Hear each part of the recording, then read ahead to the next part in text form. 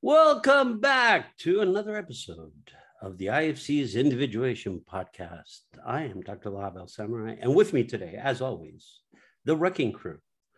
Lisa Hong is with us, Dr. Lisa Hi. Hong, and Dr. Eric Tomlinson is also with us. Greetings. So, the Wrecking Crew are going to go to Transylvania today. We're going to travel far and wide. We haven't had a Romanian tale. This, I think this is special. So, without further ado, who is reading first this afternoon? I think that's me. Dr. Eric, take it away. Another tale from Transylvania. I can't do it. Once there was a woman who lived in the forest. One day she came upon a poor orphan boy who had lost his way. She took pity on him and invited him into her home and cared for him like a true mother. When he had grown up, he said one day, "Mother, I must go look for the Rose Maiden." "Oh, but she is far away, my son, and if you should go that way, you will meet with great difficulties because she is guarded by a fierce dragon." But the boy had made up his mind and could not be held back. His forest mother gave him a bell and said, "If you ever want something, then ring this bell." Then he went off and traveled a long, long way. One day he unexpectedly came upon a large swarm of bees. He asked the queen bee if she knew where the Rose Maiden lived. She did not know, and she sent out her bees to collect information. Upon their return, they reported that they had found no news, but when the queen bee counted her bees, one was missing. Finally, the missing bee returned. She had been lamed on the way, but she brought the desired message that she had been in the neighborhood of the Rose Maiden. She offered to show the boy the way. He readily accepted, and she led him across a huge, wide meadow until they came to a forest. At the other side of the forest, the Rose Maiden lived in a big castle. The boy went there and asked for employment and promptly got a job as geese herder. The boy pastured his flock in the vicinity of the garden. Here he saw the Rose Maiden every day as she walked among the flowers. She was exceedingly beautiful. One day he overheard some courtiers saying that the Rose Maiden went every night to a ball in the city. That evening he took his bell and rang it. Suddenly there stood before him a copper horse, and beside it lay a copper jacket. He donned the cloak, jumped on the horse, and rode to the ball where he danced with the Rose Maiden, who she seemed to like the handsome boy. Before the ball was over, however, he stole away, mounted his horse, and rode home. The Rose Maiden told her mother about the handsome boy in the copper jacket. The boy had, however, gone back to herding the geese and only furtively glanced into the flower garden. The next night, the Rose Maiden again went to the ball. The geese herder again rang his bell, and immediately a silver horse stood ready, and a silver jacket lay next to it. He threw on the jacket and rode into the city to the ball, where he again entertained the Rose Maiden, who enjoyed his company. Before the ball was over, however, he hurried away, mounted his horse, and rode off. The following morning, the Rose Maiden told her mother about the handsome boy she had spoken with, who was dressed in a silver coat. The boy was looking after his geese and only cast sidelong looks to the flower garden. The girl's mother wanted to get behind the secret of the handsome boy and advised her daughter to take some pitch with her to the ball, and when she danced with the handsome boy, to rub it into his hair. The next evening, she again went to the ball and this time took the little piece of pitch with her. This time, when the geese herder rang his bell, a golden horse appeared along with a golden cloak. At the ball, he went right up to the Rose Maiden and danced with her. As her mother had advised, the girl rubbed the pitch into his hair as they danced. The boy did not notice, and as usual, left the ball before it was over and rode back to his sleeping hut. In the morning, the girl rose again and told her mother of the handsome boy who had come to the dance in a golden cloak and how she had put some pitch in his hair. On the day, the geese herder went right up to the wall and peeked into the garden. The girl was on the lookout, however, and when she saw him, she noticed the pitch in his hair disheveled. "You are our savior," she cried out joyfully. And when the boy answered, "That I would happily be." Then the girl's mother spoke and said, "Let us escape while the dragon is asleep. If he awakens, we will be lost." The boy went out, rang his bell 3 times. At once, the copper, silver, and golden horses were ready. He sat the Rose Maiden on the golden steed and wrapped her in his golden coat. The mother he mounted on the silver horse and gave her the silver coat. He himself jumped on the copper horse and put on the copper jacket. Then they all sprang off in haste. In the castle, there was a mighty barrel with 3 iron hoops. The dragon had been hibernating in that cask, but was just then waking up. Suddenly, one of the hoops sprang apart, then the second, and then the third. Each time, a crack resounded as powerful as a thunderbolt. Now the dragon rubbed his eyes and looked around. "Where is my Rose Maiden?" But nobody answered. Then he jumped up and looked in every room and all over the garden, but there was nobody there. He hurried to the stable, jumped on his stallion, saying, "Take me to the thieves as fast as you can." It was not long before he reached the fugitives. As soon as the dragon approached, they became transfixed on the spot and could not move. Then the dragon thundered, "I could smash you, you little earthworm, but that would bring me no fame." Then he took from the boy his bell, the copper, silver, and golden horses with the Rose Maiden and her mother, and turned back to the castle. He looked back and taunted the boy. "You could have saved the Rose Maiden if you had a horse from my mother like I have, but that will never happen." The dragon went to the castle and climbed back into his barrel to take another long rest. The iron rings themselves closed upon the barrel. The Rose Maiden and his mother were alone again. The girl cared for her flowers by day and no longer went to the ball at night. She always thought of her rescuer, but the boy had set off to find the dragon's mother. On the way, he saw a raven that had become entangled in a net. The raven asked the boy if he would help him out. He would repay in kind one day. The boy freed the bird who flew away. Further along, he came upon a fox stuck in a trap who could not get away. "Help me," said the fox, "and I will reward you later." The boy set the fox free, and it ran into the woods. Then, when the boy was walking along a shore of the sea, he came upon a large fish that was floundering in the sand. "Put me back into the water, and I will reward you later," spoke the fish. The boy did this, and soon after he saw a hut in the woods. Here lived the dragon's mother. He knocked at the door and asked if she would take him into her service. "Oh, yes, you shall guard my mare. And what shall I give you as your yearly wage?" said the old woman. "A foal born in the clouds," said the boy.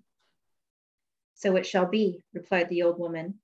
"But if you ever do not bring my mare back home, your life is up." This witch had taken many young men into her service and had killed them all. Next morning, the boy brought the mare out to pasture. She soon, however, vanished completely from sight. Although he looked long and everywhere, he could not find her. Evening was fast approaching. Then he called the raven and said, "Help me if you can." The bird said the mare was in the clouds and has brought a foal into the world. "Come and sit on my neck, and I will take you there." The bird flew the boy to the mare and was able to bring the mare and the foal home. The old woman was surprised.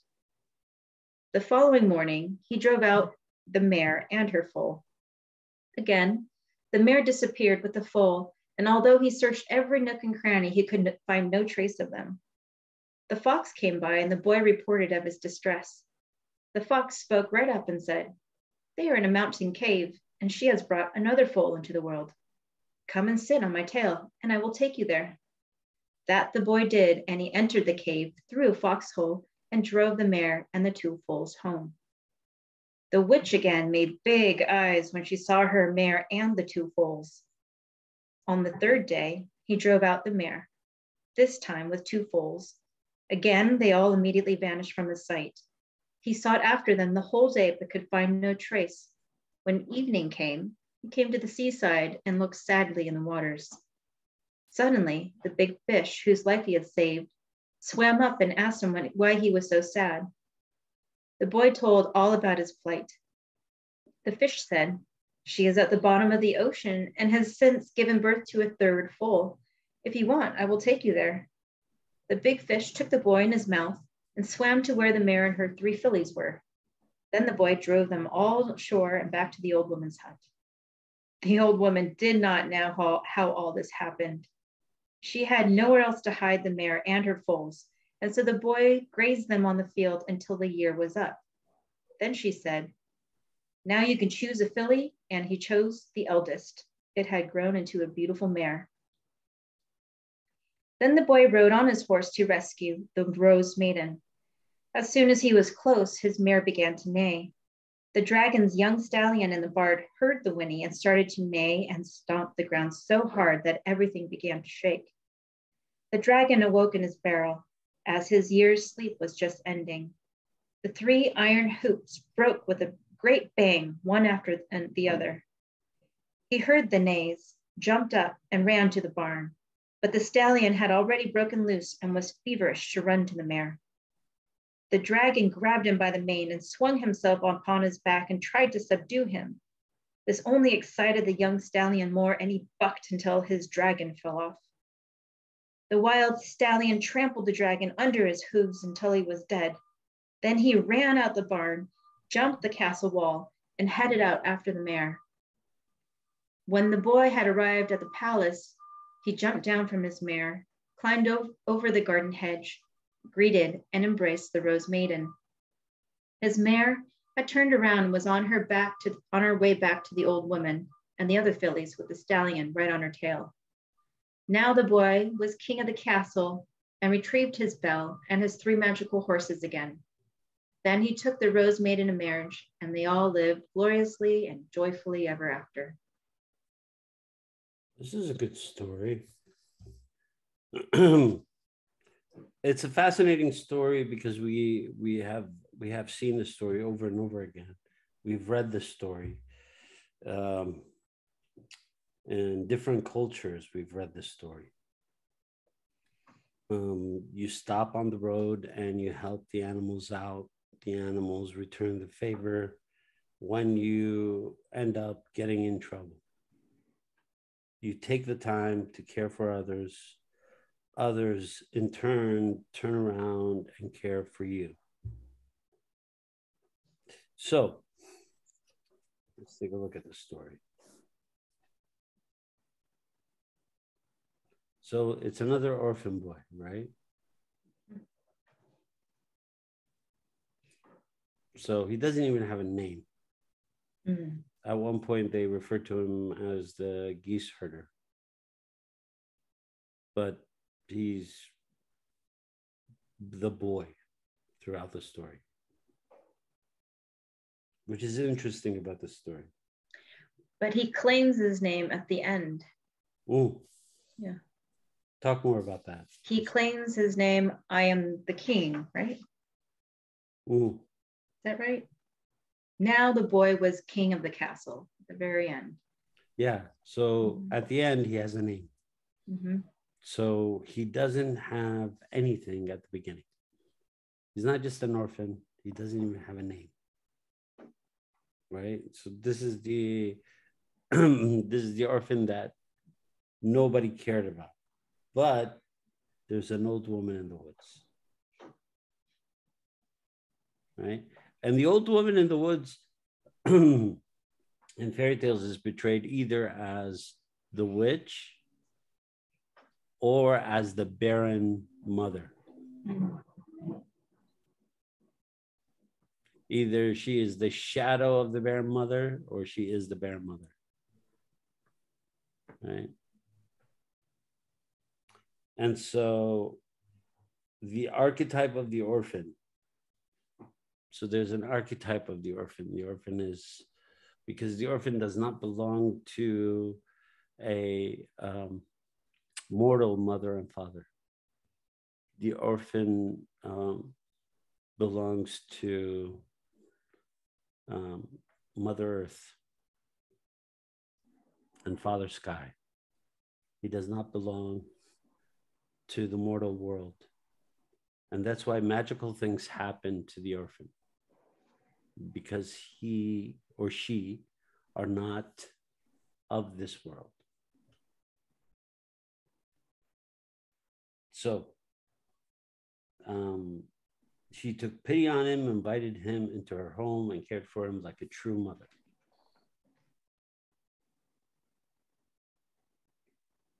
When he had grown up, he said, one day, mother, I'm going to go and look for the Rose Maiden.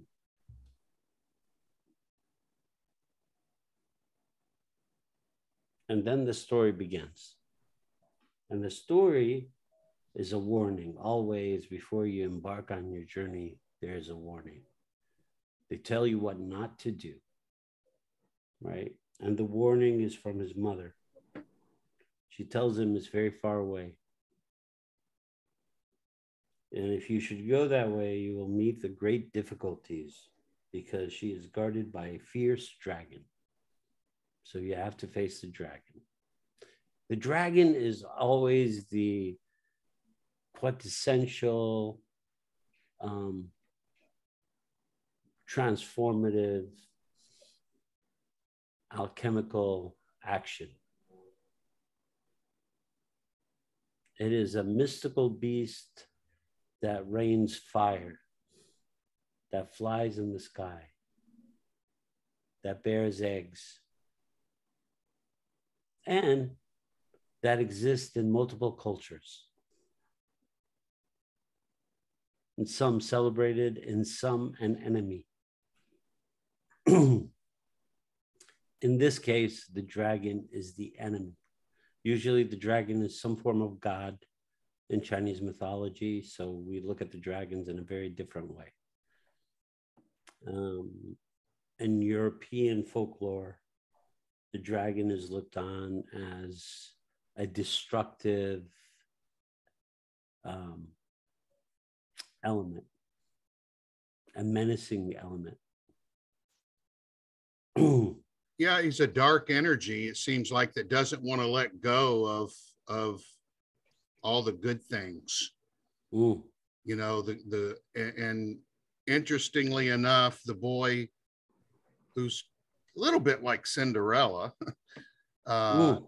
and you know, the boy has to go, I mean, he goes from copper to silver to gold, you know, which, you know, is, each one of those is an increase in value of metal.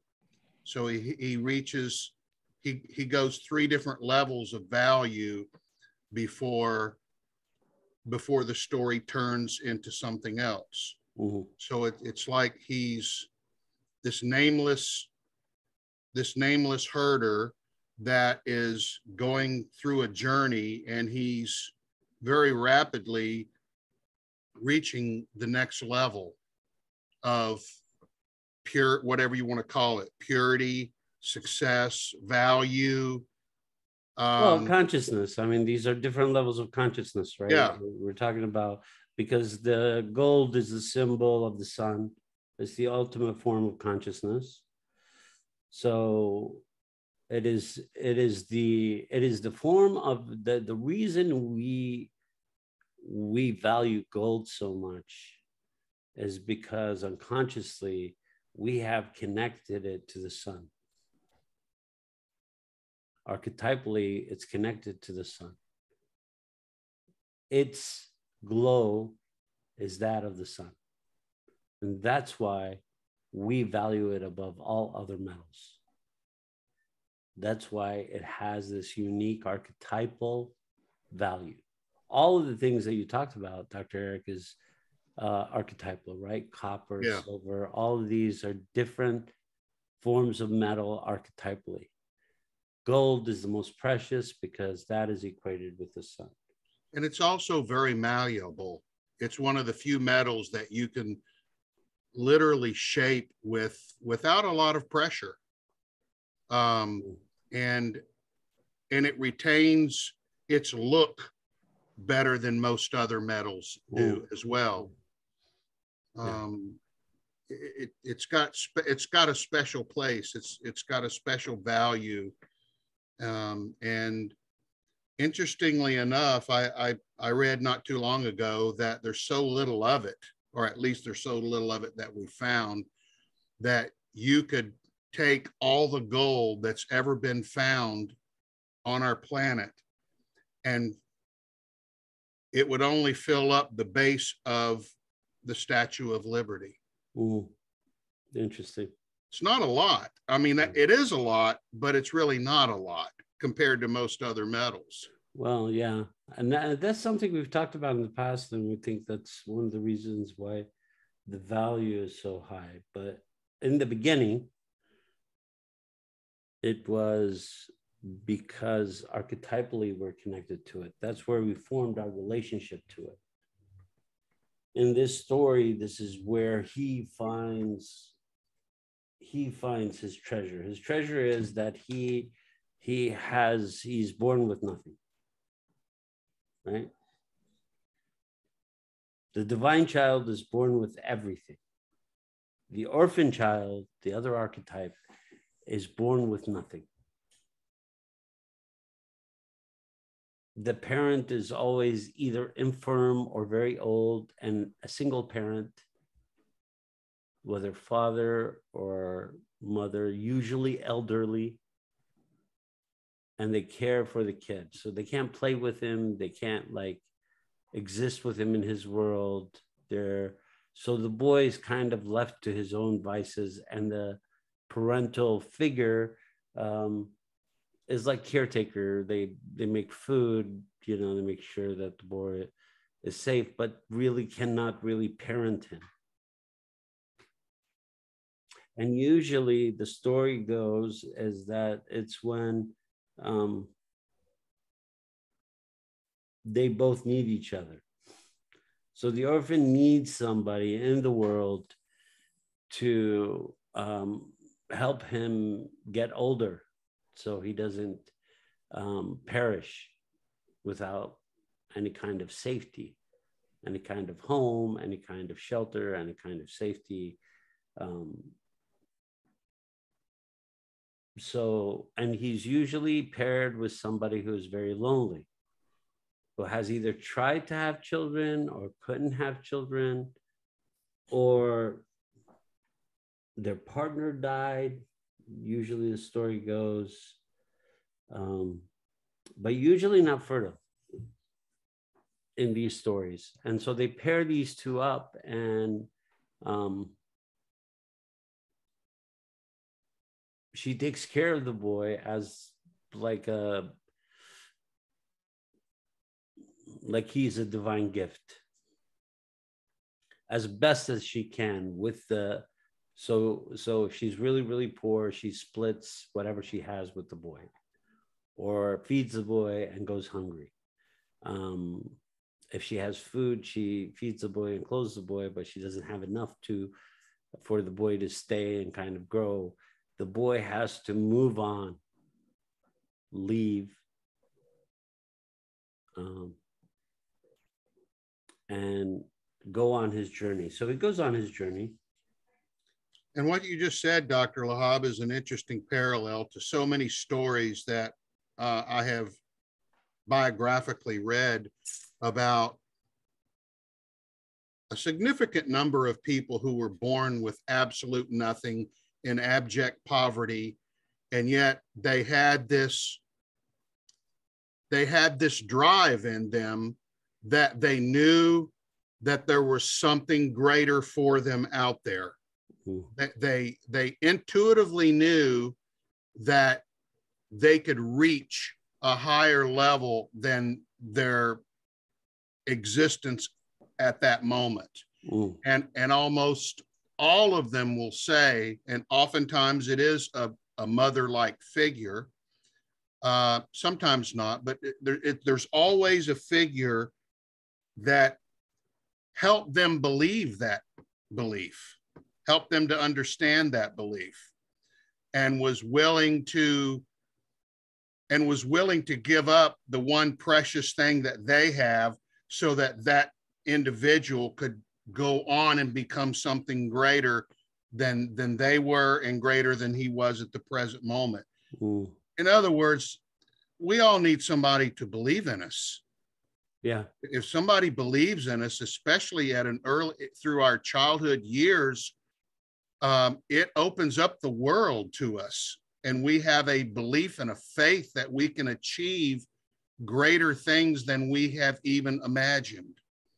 And that story is just throughout the world and throughout time.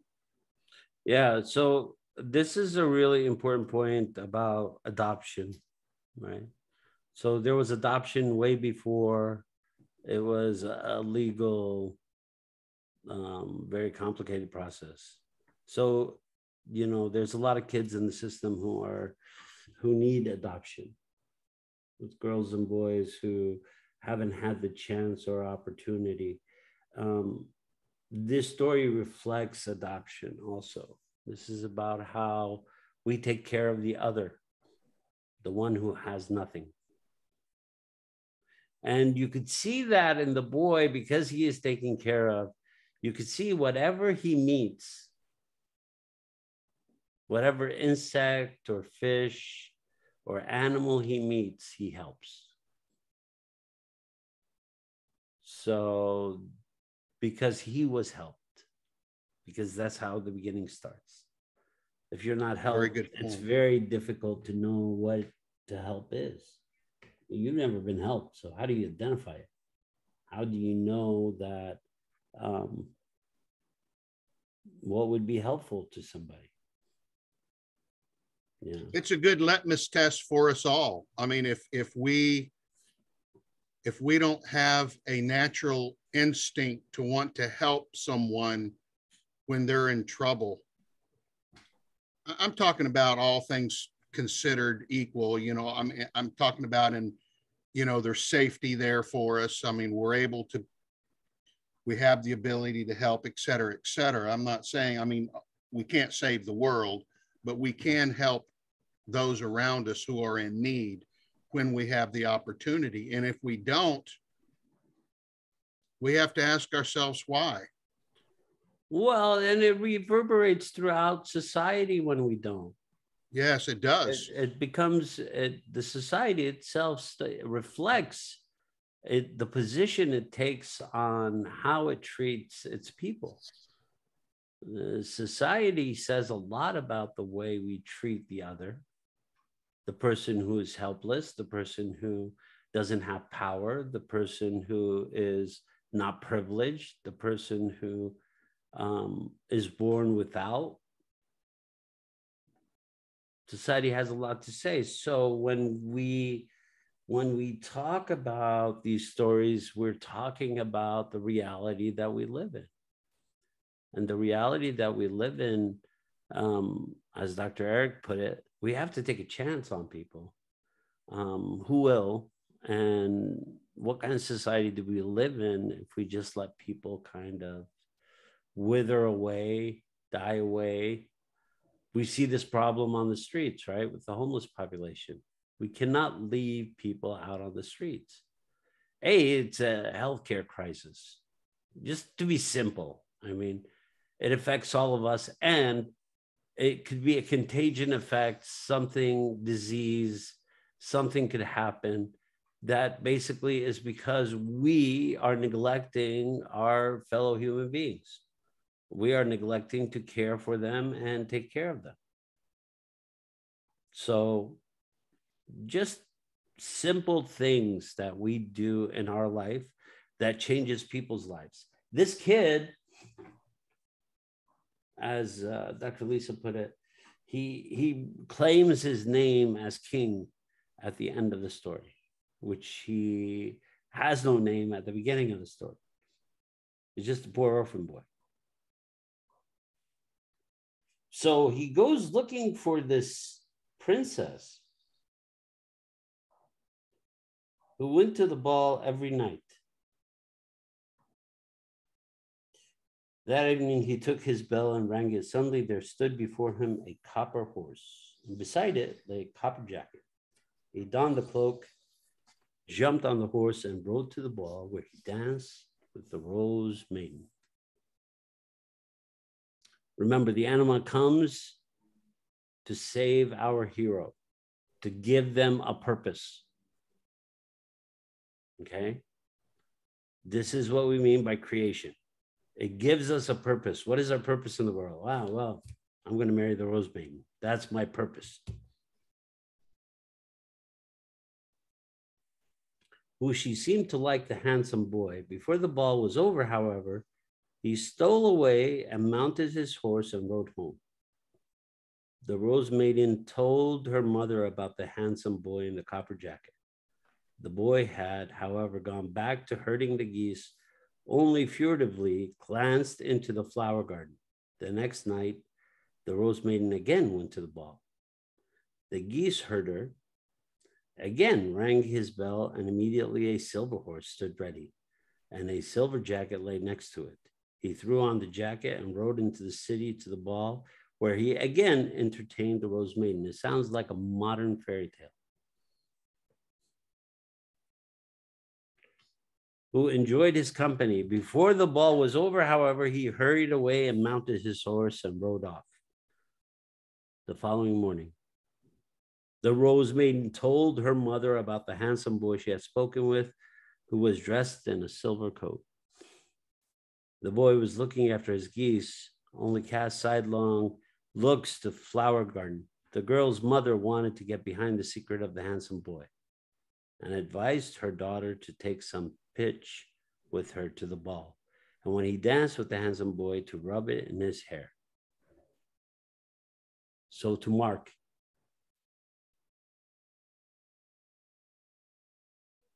the next evening, she again went to the ball, and this time took the little piece of pitch with her. This time, the geese herder rang his bell. A golden horse appeared. Along with a golden cloak at the ball, he went right up to the Rose Maiden and danced with her. As her mother had advised, the girl rubbed the pitch into his hair as they danced. I cannot believe he let her. He was so smitten with her. He just let her rub dirt in his hair. Okay. The boy didn't notice. How did you not notice that she's rubbing dirt in your hair? You've fallen in love. As usual, left the ball before it was over and rode back to his sleeping hut. Right. And this is where Dr. Eric says it's like Cinderella. It is like Cinderella, but also in the point that you were making, Dr. Eric, about the alchemical, and also Dr. Lahab, the alchemical progression of evolution in this story. It's kind of subtle, but you have a feeling that this boy with each horse is growing more confident, more centered, more assured about his purpose, and not as distracted. And so he's not, the feelings of insecurities are diminished and not as much as in the picture. He started like gazing at the girl from afar in the garden, to furtively looking, to casting sideways. He's already moving, and in that same realm of like, does she even know I exist? He's also feeling with each ball he advances. First, she kind of thinks he's okay. Then she enjoyed his company. And then at the very last ball, he went right up to her. So there's this growth that he's going through with each silver, copper, silver, gold horse event. Yeah, it's a good description. Yeah. So, Dr. Lisa, perfectly. The consciousness keeps expanding with each new symbol, with each new archetypal symbol, from copper to silver to gold. His consciousness is actually expanding. And you described it beautifully by saying the way he looks at a situation now. He doesn't need to fully gaze at it. He could look at it sideways, which means he could perceive a lot more than he did, right? Mm-hmm. So that's what Dr. Lisa is talking about. His perception is growing. His ideas are growing. His confidence, which is also part of his developmental process, is growing. Beautifully said, Dr. Lisa. So, and then he sat the Rose Maiden on the golden steed and wrapped her in his golden coat. The mother he mounted on the silver horse and gave her the silver coat. He himself jumped on the copper horse and put on the copper jacket. Then they all sprang off in haste. In the castle, there was a mighty barrel with 3 iron hoops. The dragon had been hibernating in the cask, but was just then waking up. So as soon as the mission seems to be over, and as soon as everything seems to be going home, a surprise jumps up. A kind of terrifying surprise comes out of a barrel. So deep within the unconscious, we can't see it, right? It's within the barrel. So it's deep within the unconscious. Within this barrel, something is transforming. And that transformative thing is the dragon. It's hibernating. Right? In the cask, but just then waking up, suddenly one of the hoops sprang apart, the second and the third. Again, 3 levels of consciousness. Break, break, break. Copper, silver, gold. Right? So now he has to face, the more you're conscious in the world, the more dangerous the world is. That's how it is, right? Dr. Lisa, what do you think? The more conscious you are, the more you're aware of danger. But then you can see more choices. That's right. Of course, you can see safety and you can see possibility and defense, but you're also now aware a lot more about the dangers of the world. Mm-hmm. Before, you were not aware of the dangers of the world. You know, you lived in your bubble, you lived in your egg, you lived in your cave, as Plato would say. You did not know the world was dangerous. You didn't know that the complexes and the archetypes existed both within and without. Because whatever exists within, as Jung says, is therefore must exist outside. So whatever exists within us is outside of us, and whatever exists outside is actually part of what's within us. So our reality, the way we see the world, the way we configure things, the way we look at things, and the way we conceptualize our issues, our solutions, and our own problems. That's where it comes from. So here comes the dragon. The dragon is a test, of course. It's not just a test of bravery. Any fool can fight a dragon. It's a test of wits. This is a very dangerous beast. One fingernail, one blow of wind from the mouth of the dragon, you're toast. So this is a battle of wits. This is not only can you have to be conscious, now you have to use that consciousness in a way that you've never used it before. Right, Dr. Lisa? Within danger, there's opportunity. Mm-hmm. So this is the opportunity, and this is what the boy has to face. Now the dragon rubbed his eyes and looked around. It's almost like looking for the boy, because it woke up because of the boy. So now what we see in the stories, as you know, something that we kind of alluded to, but we haven't really got into.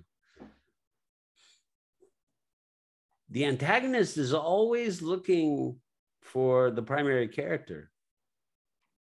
And the primary character is the other antagonist. It's always looking for a shadow. The boy's shadow is the dragon. His rage, his anger, all the things that the boy has disassociated about his existence lives within the dragon that breathes fire. So the dragon, the shadow of the boy, sees the world in a very different place. It sees it as a very hostile place and has to take command of it. So what does the dragon do? Where is my Rose Maiden? The dragon says, mine, right? So what does the boy say to the mother, to the old woman? He says, one day I'm going to marry the Rose Maiden. I'm going to bring her. So basically he's saying, no, she's mine, right? Okay. So this is how we know that the story, this is an internal conflict, right? So we have all the different psychological, psychic elements that are colliding. But nobody answered. Then he jumped up and looked in every room, all over the garden, but there was nobody there. He hurried to the stable, jumped on his stallion, saying, take me to the thieves as fast as you can. It was not long before he reached the fugitives. As soon as the dragon approached, they became transfixed on the spot and could not move. Then the dragon thundered, I could smash you, you little earthworm, but that would bring me no fame. Then he took from the boy his bell, copper, silver, and golden horses. With the Rose Maiden and her mother turned back to the castle. So what does he say to him? So this is how we know it's his shadow. He calls him an earthworm. So that's how deep down inside the boy feels about himself. That's what he believes. That's been disassociated. The dragon brings it out. Now the boy is conscious. The boy is being traumatized, right? Everything that he thought he had achieved is being taken away piece by piece. He's being dismantled. Yeah, this is, Dr. Lahab, this is an interesting parallel that I've seen in my own life as well as in the lives of others, that when so far he's done everything right. He's been preparing himself. He had someone helping him. Then he started preparing himself. He started going through his journey. He started overcoming things. He started growing, as Dr. Lisa explained so well. And then when our demon finally comes out, when our shadow comes out, and this is what happens a lot, the shadow is asking, where are you? Where is everyone? And if our shadow doesn't get answered, the shadow turns against us. The shadow now says he's a thief and comes after him to attack him. And I've just seen that happen so many times, that when I have dark sides of me that's trying to grab my attention, and I avoid it or push it away or don't acknowledge it, it comes after me, this time not asking. It comes after me attacking, or at least I feel attacked by it. Absolutely, absolutely. And it's a great lesson for us to pay attention to our dark voices as well as our happy voices. Well, we must answer the inner voice. Yes. So this unknown voice that we call dark voice because we can't see it, basically, but this voice, we have to answer it. We have to, because the more we cower in fear, the more tyrannical the voice becomes. Yes. We just want to avoid paralysis. We want to avoid no movement. We want to avoid acting like an ostrich. Yeah.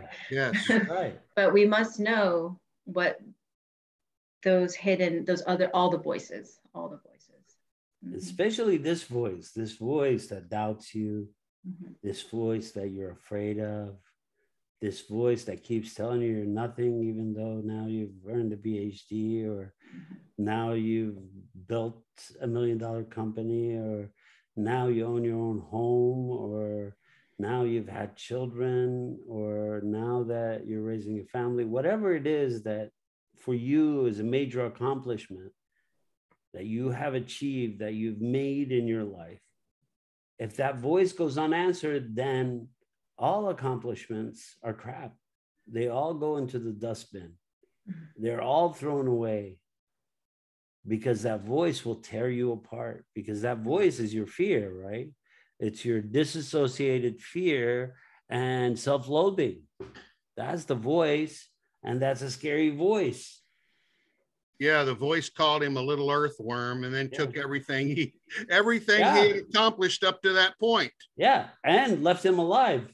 Yes. To think about it. Say, oh, I need you to think about this. Look what I've done. Or and saying, to the voice credit, to his credit, you got to give him credit here. To his credit, he then branches out on another journey mm-hmm. to get, because he's not quitting. He's not through. Mm-hmm. And he didn't take that defeat as, oh, well, I tried. Now there's nothing left for me. I'm giving it all up. It just motivated him to get in there and continue the journey.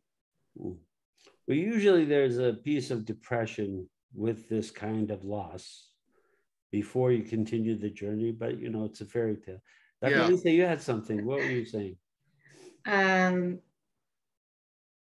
Two things. One was about, he also didn't, oftentimes I think people also react in retaliation and go head on into the danger, not knowing their boundaries, and they get themselves into more trouble by attacking the lion in that situation. Good point.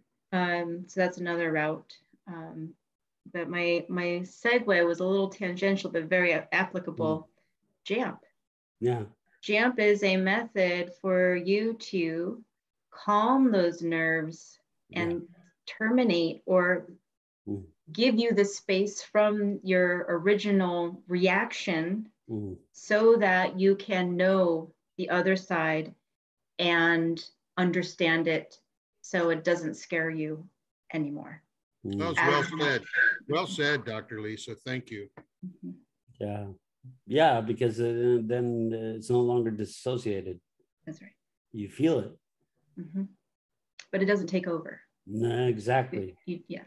Yeah. So then you don't go through depression. Then you face what you face. And in this case, what happens to him is the question becomes, the story's asking a question, are these three stages of consciousness only external, or has he internalized them? That's the question, because they're taken away from him, right? The copper, the silver, the gold, the maiden, the mother.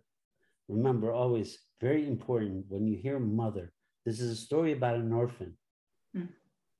So it's not just the Rose Maiden, it's her mother, right? Otherwise, the Rose Maiden would end up being the mother to this child, right? Because he didn't have a mother. Now he could see a mother. This is the earth mother, right? So now he has to ask himself, did I learn? Have I become conscious? Do I believe in myself? Can I do this again? Can I win again? Because this is the question, right? You failed. This is about failure also. Mm-hmm.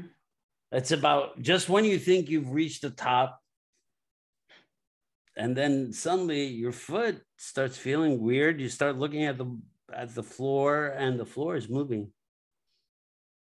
And suddenly you have no traction. And you're falling back, and you're at the bottom of the heap, and you're staring up and say, how did I get down here? I was up there. I had achieved. I have done everything. Because that's what life teaches you. It's like, whatever mountain you climb, you roll off of. You have to climb another mountain. That's the story of existence, right? There's always something that you have to become conscious of. And why do we use climbing mountains? I mean, it's like, how many people have mountains in their backyards? I mean, we're Washington State, so we have a lot of mountains. But how many people really do? Not that many.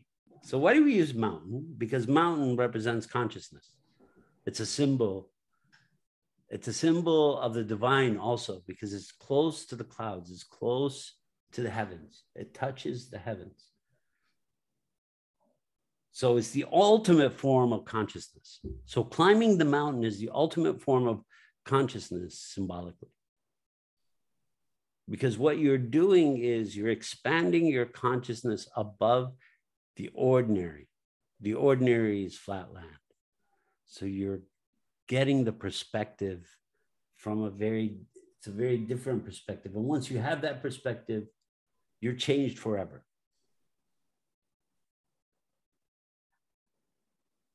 It's not a fleeting change. And that's what JAMP does. Yeah. Not to go off a tangent. It's not a fleeting change. It changes you forever. Now you have to adapt to yourself in the new situation. You adapt to the new you. The you without triggers, the you without hibernating, the you without fear. The you who's out there, who's scared. That comes home, you are able to leave. So this is the interesting thing about fear.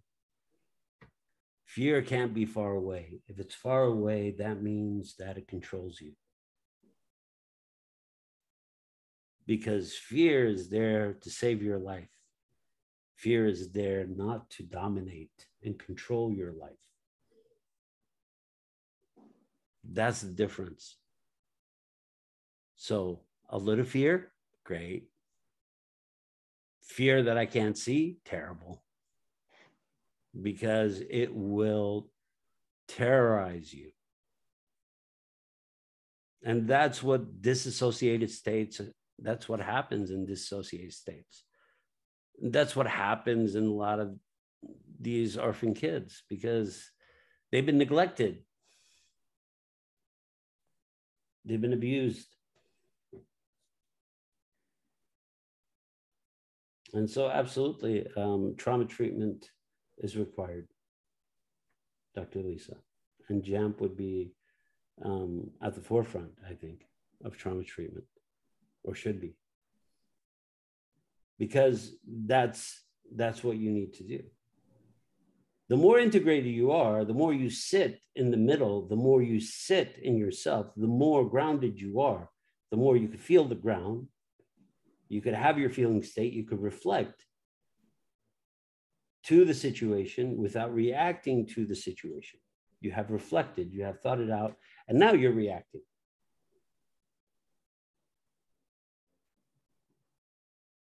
So I'm not saying that the reaction is going to be, what's the word for it? The right one, but you're reflecting on your reaction. So if it isn't the right one this time, or the second time, or the third time, the fourth time, it will be. And you don't hold yourself so hard. You don't dismiss yourself. You don't become sarcastic about who and what you are. Because this is about healing, and healing takes many different forms. In this form, the trauma, the disassociated material needs to come back into the light. The dragon needs to be integrated, as Dr. Lisa said. Without the dragon being integrated, the dragon will continue to terrorize you and take everything you have. Okay, so if we're talking to people with addiction, they know the dragon. They know when the dragon comes and takes everything they have. They actually call it a dragon. Right? So, back to our story. The dragon goes back to the castle. What does the dragon do? Does the dragon celebrate, have a dance, take out the champagne, bring out the rum? What does the dragon do? The dragon climbed back into his barrel to take another long rest. Yeah, he just took the trash out and then went back to bed and locked the door behind him. That's right. Yep. He's resting. So your psychic material, after you have faced your dragon, facing your dragon, everybody has a dragon, and everybody faces that dragon. And it's usually not one-time event. If anybody's watching the new series, Obi-Wan Kenobi, Darth Vader faces off with Ben, his old teacher. Not once, not twice, because you have to keep seeing your shadow. Because that shadow cannot be killed off. In the second fight, I don't know, I don't want to be a spoiler, but there is opportunities to kill each other. I won't say who is who. But those opportunities are not taken for a reason. The question then becomes, what are we trying to learn? Right? So each fight between them is about domination of one over the other. No, I am right. No, I am right. My beliefs are right. No, my beliefs are right. And it's a saga. It goes on and on and on. And this is why I think, this is why I believe that all people need help.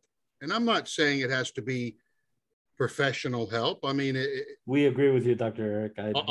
Although that is good and sometimes necessary and needed, but we have to have help because look what happened to him. He's been battling his demons. He's been battling his dark side. He's been battling his shadow. He kind of gets beat up by his shadow. The shadow goes away and starts resting and recharging. And then somewhere along the line, he has grown enough to realize and understands the situation enough to realize, okay, I'm going to go after what created the shadow. I'm going to go after its mother. And it took him a year of working with what created the dragon's mother. Sometimes we focus, it's so easy to just focus on the symptoms of what we're battling with that we forget or get sidetracked into trying to understand what created those symptoms in the first place. And that really is where we need help from other people because we can't see it all ourselves. No. No, but any journey of healing requires you to go through the mother complex. You are correct. If you do not face and work through your mother complex, your journey is stunted. Because the mother holds the secrets, right? The father holds the order. The mother holds the secrets of the world. So you have to go through the complex to work out the material that is moving you along like a chess piece. Yes. In life. When we don't work out the material, you're just a pawn on that chessboard. And you don't want to be a pawn on the chessboard. You want to take a better position. Yeah. You want to have more options. You want to be the queen, for sure.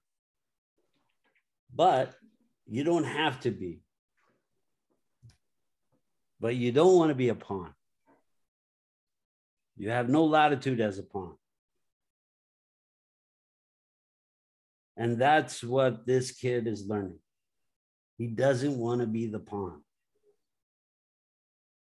He doesn't want to be just getting rid of. And the fight is going to be ugly. He knows it. He's scared. Right? So, although he looked long and everywhere, he could not find her. Evening was fast approaching. Then he called the raven and said, "Help me if you can." The bird said, "The mare was in the clouds and has brought a foal into the world." And this is when he goes to work for the witch. Because he needed a horse. And he needed a horse that's a heavenly horse, right? This is a supernatural horse. This is born in the clouds. It's the only horse. So this horse reminds me of Jam. It's the only horse that can beat the dragon. As we see, the horse in the end tramples the dragon. It's a beautiful story. When the boy had arrived at the palace, he jumped down from his mare, climbed over the garden hedge, greeted and embraced the Rose Maiden. The return of the hero. His mare had turned around and was on her way back to the old woman. It's a magical mare, doesn't belong to him. Then he took the Rose Maiden in marriage, and they lived gloriously and joyfully after all. Oh, ever after. But that's the journey of life, right?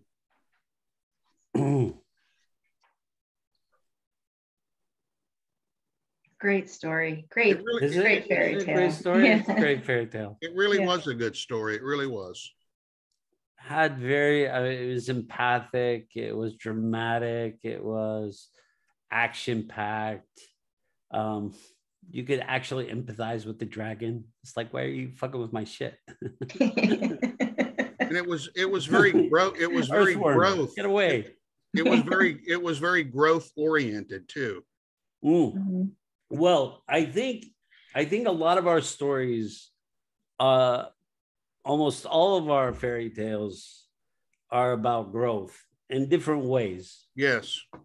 In this story, growth as a consciousness, even though in all the stories, there's a consciousness that needs to be had for them to move forward. This kid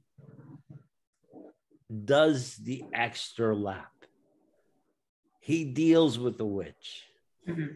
And he doesn't try to cheat her. He doesn't try to kill her. He doesn't steal from her.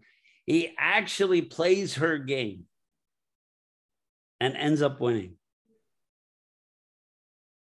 So that's huge, mm-hmm.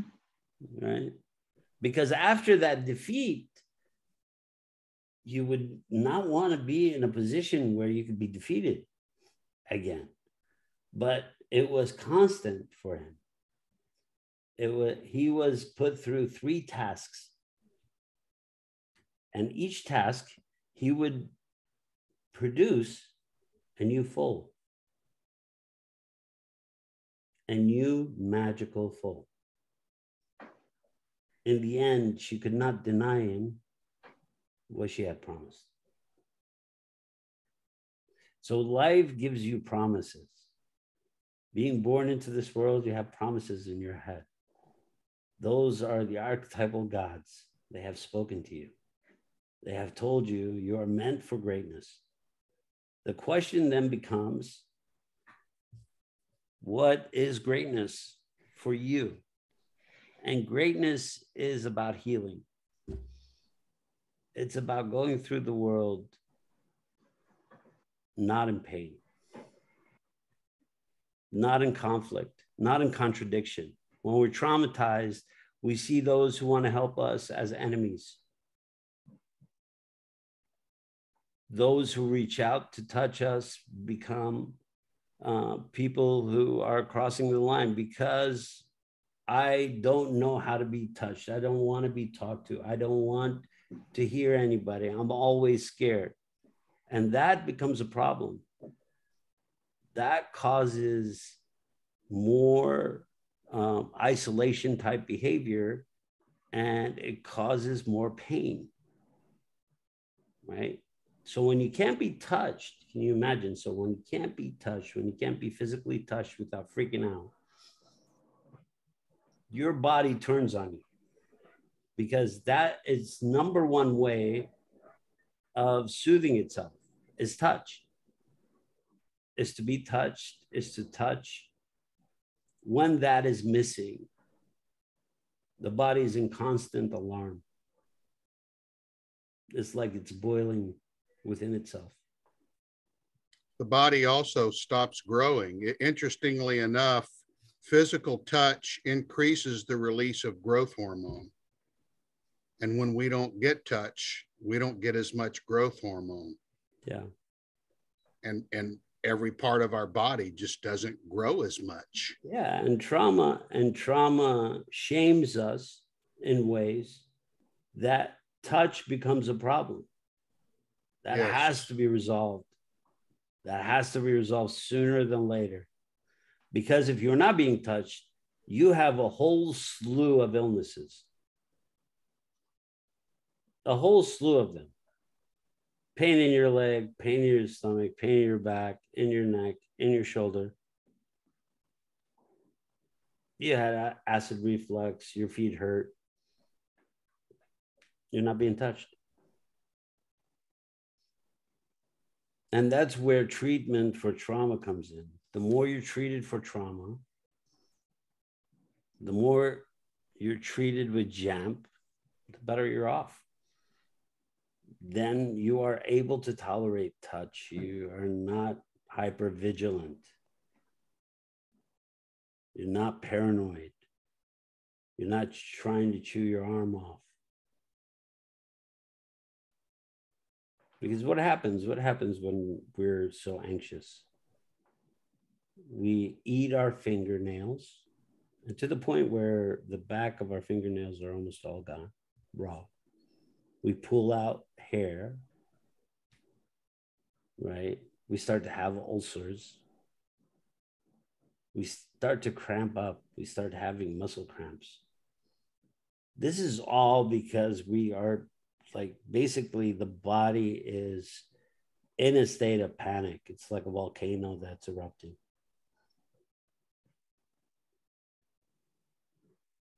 And so the more we isolate ourselves because of trauma, the more touch is not soothing to us, the more we're in danger.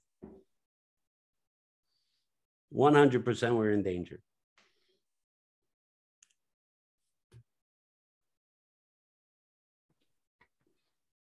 Great story.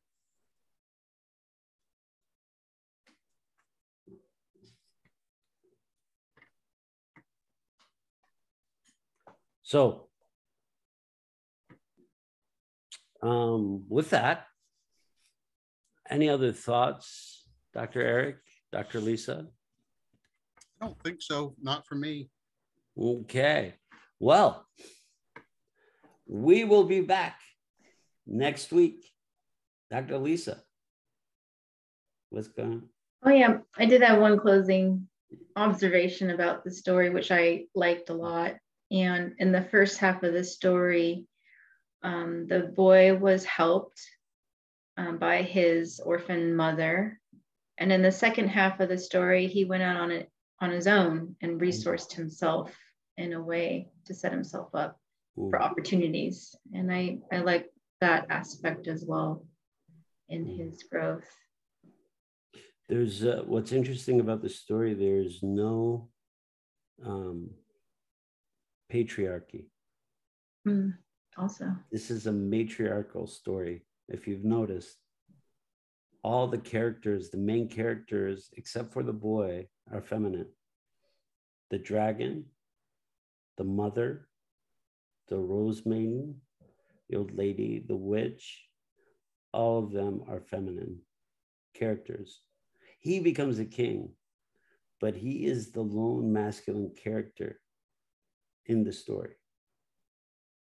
And only because of them.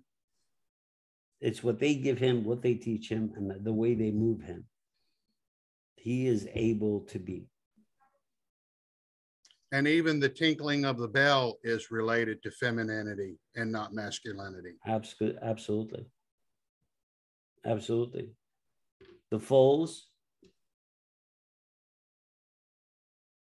Yeah, they were fillies. All yeah. three of them were fillies. Absolutely, yeah. With that, we will be back next week. I am Dr. Lahab Al-Samarrai. This is the IFC's Individuation podcast. And we are not afraid. We are not afraid.